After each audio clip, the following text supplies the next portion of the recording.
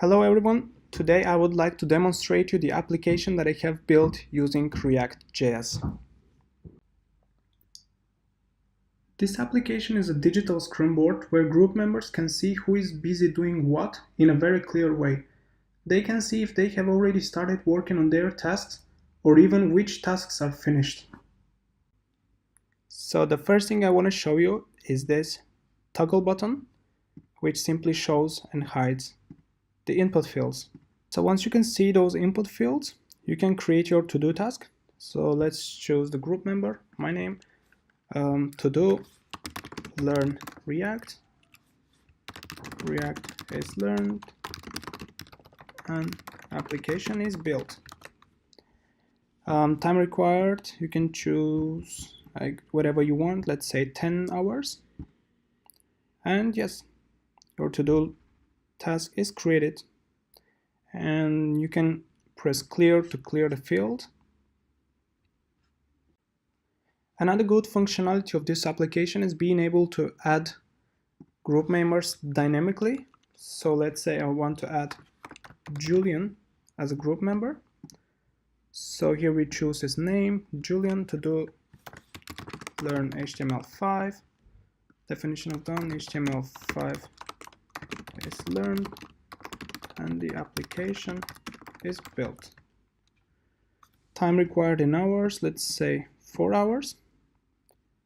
And you can see his name here, to do learn HTML5, and pretty much we created a task for him. So the favorite functionality of this application is being able to drag and drop elements, in this case the tasks. So for example, let's choose Julian and put him on busy, and as you can see how the background reacts to the state of the tasks. So for an example, when it's busy it's red, and let's move him to done, and you can see how the background is now green. There are two ways of deleting tasks. So the first one is obviously clicking the X button here, which removes the task, and the second one is just drag and drop into the trash bin. Since I'm working with multiple components, first I have to create a new JavaScript document, and then I have to import React from React, and then my CSS file if I want to. Then this is basically a function, my other component, and then I have to export default created tasks. And here in the component I want to import it, I just say import created task from created task. And if I want to render it, I just say created task with all the props inside. So the props here are basically variables which will get their values from this component here.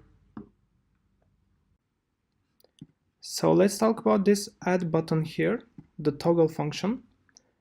So first I define show create in the state, and state is basically to update and refresh the page content. And here I have the toggle create task. Here I have a constant variable of that state that show create, which is this one here. And in this function I set the state of show create to the opposite one. So for example, if here it is false, it will set to true. And if it was true here, it will set it to false. Here we can see how it's being executed. It's on click function, and then it executes this toggle create task, which is this function here, which sets the show create to either true or false, depending on the previous state. This form here is just a variable which is either null, or if the show create is true, I assign this value as a form to this variable. So you can see when I toggle, it's either null or this form. So I will show you how I retrieve data from those input fields. So let's say this is being retrieved, and when I press create, as you can see it's here, this is being retrieved. So how am I doing this is I have onChange event listener, which executes these functions here whenever there's a change in the HTML. And what do they do is actually really simple. They just assign the new value, new changed value, to these blank variables. And now let's see how am I using this create button in order to create these tasks here. So how am I doing this is I have this onClick event listener which executes submit task. So this submit task is being executed whenever there is a click on this create button. So what it does is actually keeps track of all of these changed values here. So what am I using is tasks.push. Tasks is actually the array of tasks, and I'm using this .push method in order to push all of these values into this array. How I'm rendering this element in the to-do field by default, it's I created an object with 4 arrays inside, 4 empty arrays, and then I'm using this function to push the elements depending on their category. So here you can see how it actually looks. So to do, busy, complete, and by default I set them to be rendered in to do. And now if I set it to busy, for example, of course I will have to refresh the page, and then you can see it's rendered in the busy. And if we say done, complete, remember it has to match this array name here. So in order to be able to push the exact category, and when we refresh, say, and yes, of course I have to now change the settings of the background colors. As you can see here, by default I set it to blue, but as soon as I remove this, it gets back to. So when it comes to rendering them, I just refer to tasks in board.todo or tasks in board.busy, depending on the field that I want them to be rendered.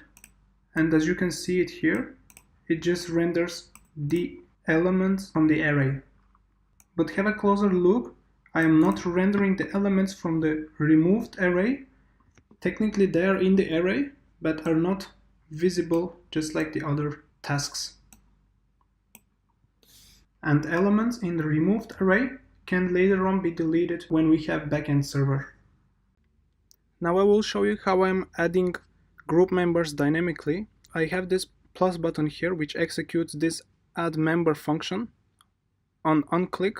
So it executes this function whenever it is clicked, and what I do is just create a new prompt, and I refer to the members array, and I use members.push in order to add the element of the input value.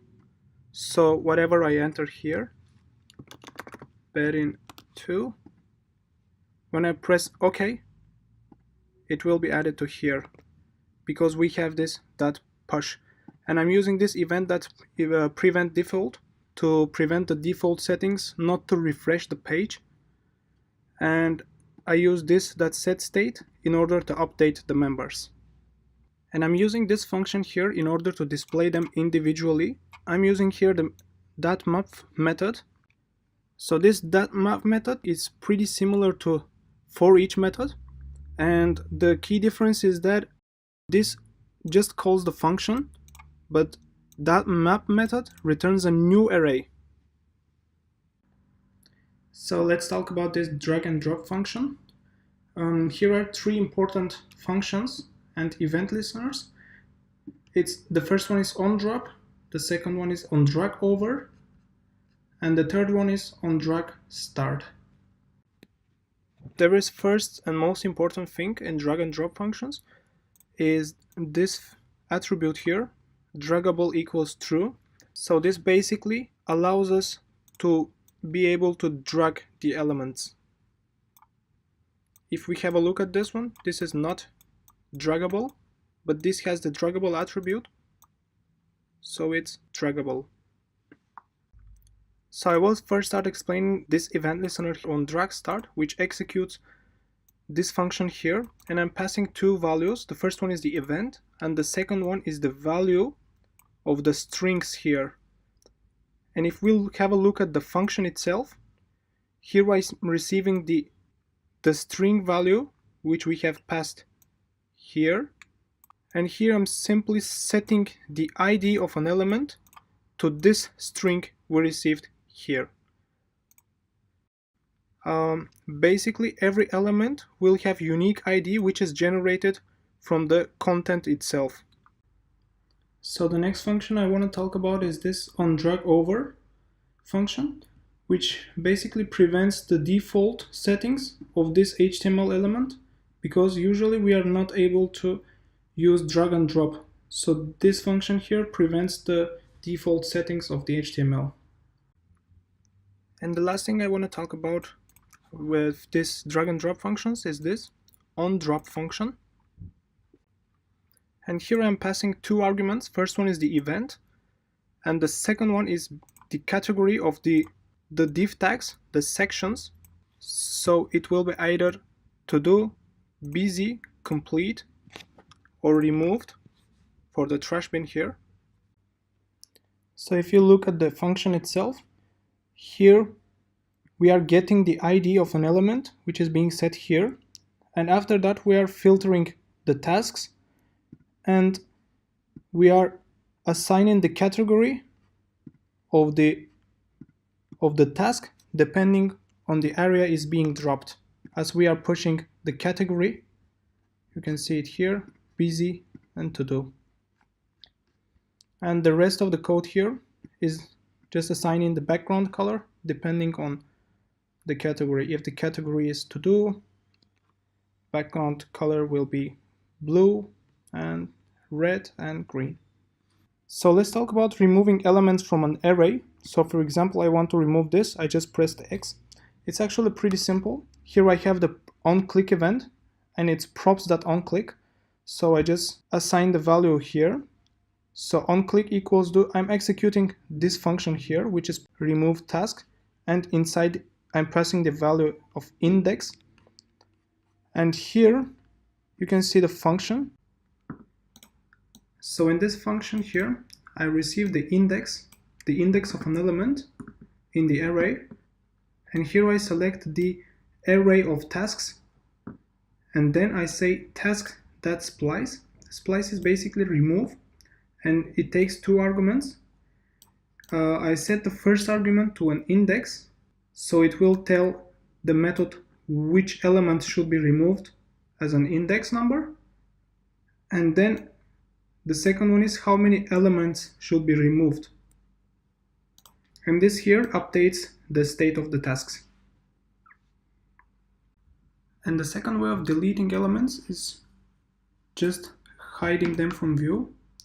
As you can see, as I talked before, tasks in board completed elements are being rendered and the to-do elements are being rendered, but removed elements are never being rendered. So they are technically there, but not visible like this.